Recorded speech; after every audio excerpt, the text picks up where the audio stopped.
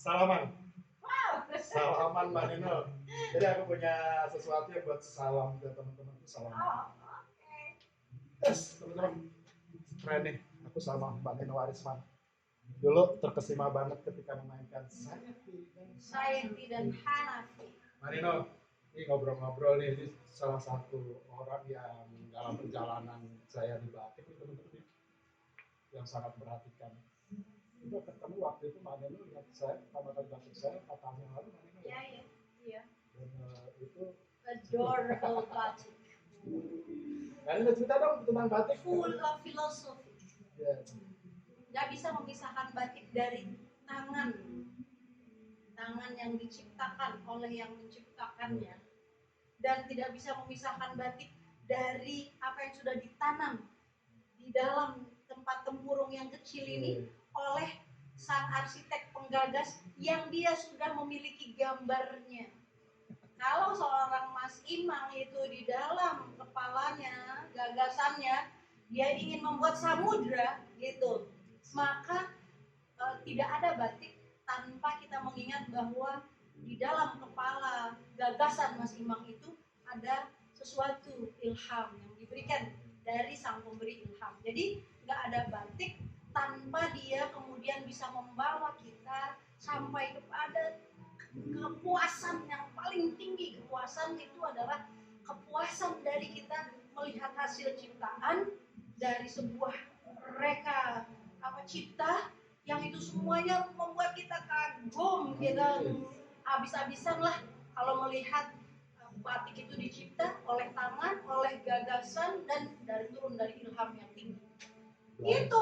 Itu cuma masalahnya ada batik printing, ada batik tulis, dan di batik tulis itu ada percampuran gagasan yang indah luar biasa. Satu hal, Indonesia itu nggak boleh melepaskan identitas batiknya, itu nggak boleh sama sekali.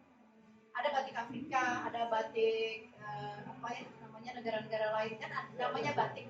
Tapi kekhasan batik Jawa itu dia filosofinya tinggi sekali, itu yang saya sukai. Dan menekuni batiknya Mas Imang itu, setiap titiknya saya nikmati. Sama kalau saya kayak gitu Mbak Nino ya. Ini Mbak Nino, ini cerita sedikit aja gambaran. Mungkin kalau Mbak Nino bertanya, kenapa bisa menjadi seperti itu? Jawabannya sederhana. Kenapa seseorang yang harus bisa menghayati pemerangan society yang gila gitu? Itu masih SMP Bu. Ya SMP. Itu jadi ada satu kesamaan ketika peran dan lain sebagainya dilakukan dengan sungguh-sungguh.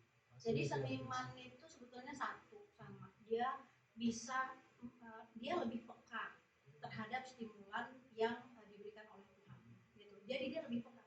Ketika dia kayak Mas Imam, dia sangat sangat eager gitu. Ketika dia mau menuliskan meletakkan tangannya dan warna dan sehingga kalau saya kan saya nggak bisa dikasih saya puas atau cantik apa jadinya nggak tahu ya. Tapi kasih saya naskah, kasih saya puisi, kasih saya musik, mungkin itu kepekaan yang nggak bisa dipisahkan juga sih. Terbukti kan salah satu guru saya kebongkar kan rahasianya, ada Nino Warisman di belakang karya-karya saya. Luar biasa Pak Nino. Terima kasih selalu memuji dengan ikhlas. Pertemuan dengan Mas Imang selalu menghadirkan keindahan. Saya menikmati ini dia, bukan hanya batik tapi fotograf. Oh my god, indah banget, foto-fotonya indah sekali, indah. Kayaknya masih ingat nggak waktu di Pondok Indah tempatnya Pak Dori? Saya lagi melukis kanvas dengan akrilik. Saya nggak tahu kalau Mbak Nino ada di belakang dan liatin gitu. Tiba-tiba saya nengok ke belakang tuh, ada Mbak Nino. Apa sih yang waktu itu Mbak Nino lihat?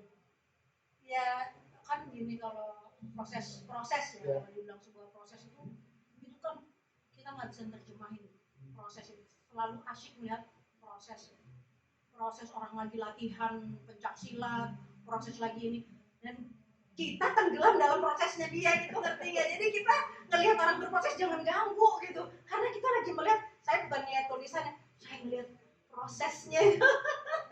Jadi saya bertanya apa yang saya rasakan gitu, ini akan jadi apa ya, ini akan jadi warna apa ya. Saya lihat wajahnya, tapi di wajah itu ada seperti meruang gambar-gambar.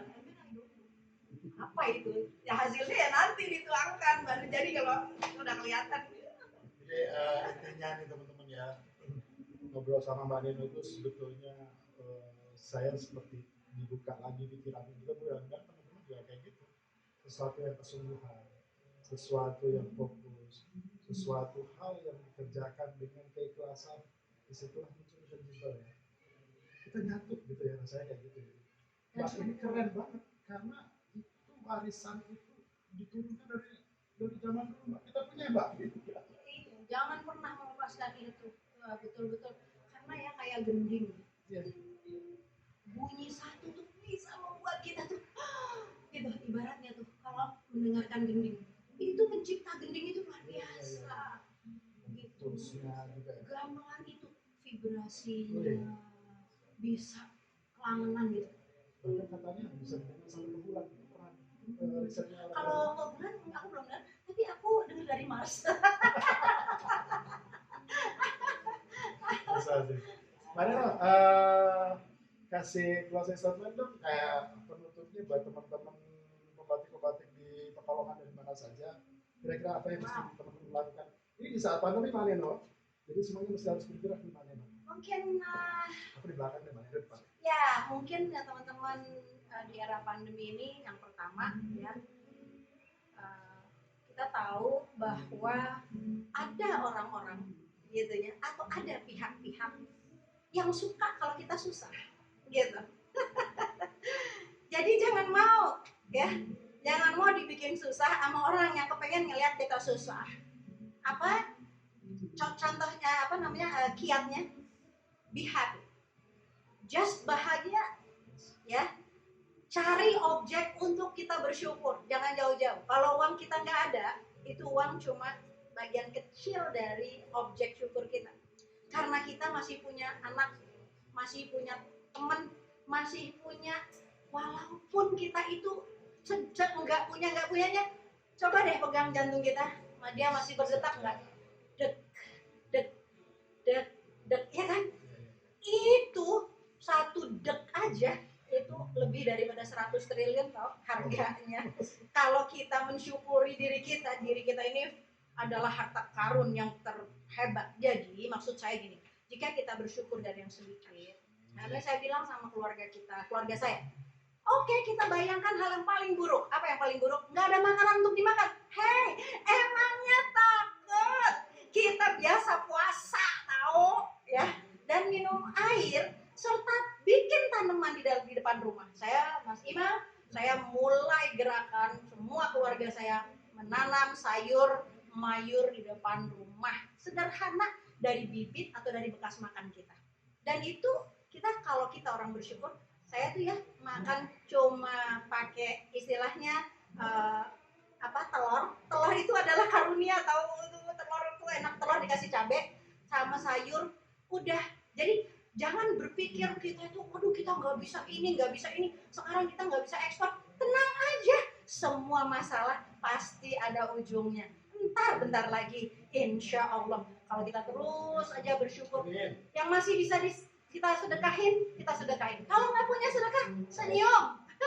Senyum adalah sedekah. Muka kita harus terus bahagia, agar kita nggak usah dipusingin. Ya, corona kek, corona kek, apa kek, kita yakin dan kita percaya kalau kita bahagia, maka tubuh kita akan lebih kuat dari apapun aja penyakit itu datang kalau kita sedih, kalau kita takut, kalau kita kecewa, kalau kita marah. Jadi jangan marah, jangan takut, jangan kecewa, jangan khawatir, udah semua akan berlalu. Intinya jangan berhenti berkarya.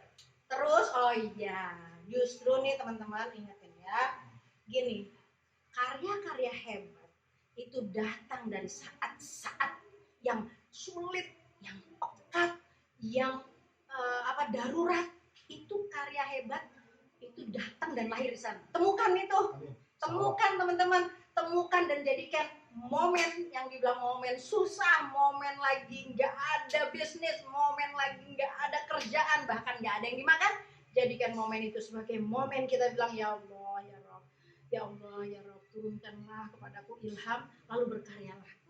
Karyanya dahsyat. Thank you, Alena. Semuanya kita Oke, maju bye. terus sampai kita tutup. Salaman.